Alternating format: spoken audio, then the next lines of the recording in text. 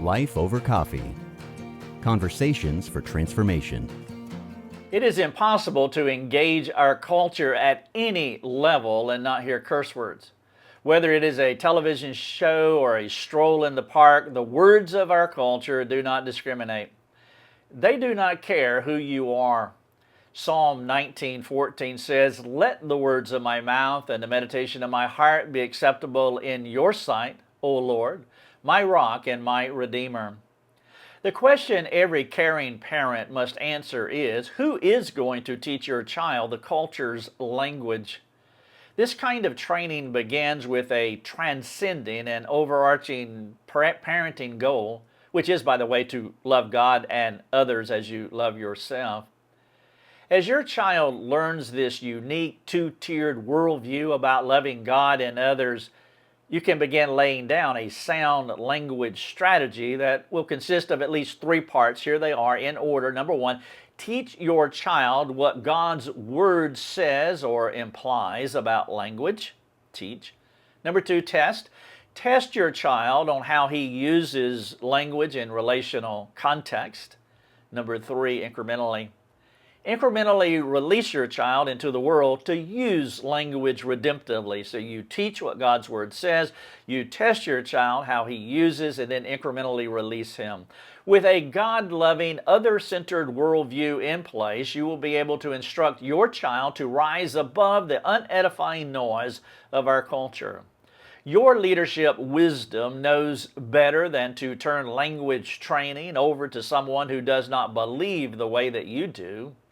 You want your children to learn the words of our culture, what the words mean, and how and when to use the world's language if they use it at all. It takes more maturity to use words correctly and biblically than to use them unbiblically and harmfully.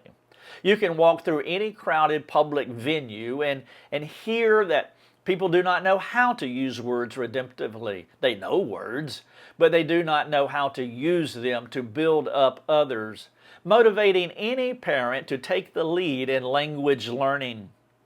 Your child will not always watch G and PG movies. Your child will not always live in a G and PG world. Your hope is when the world comes knocking, your kids won't be vulnerable to its temptations. But your children will be able to intelligently and humbly and courageously engage their culture.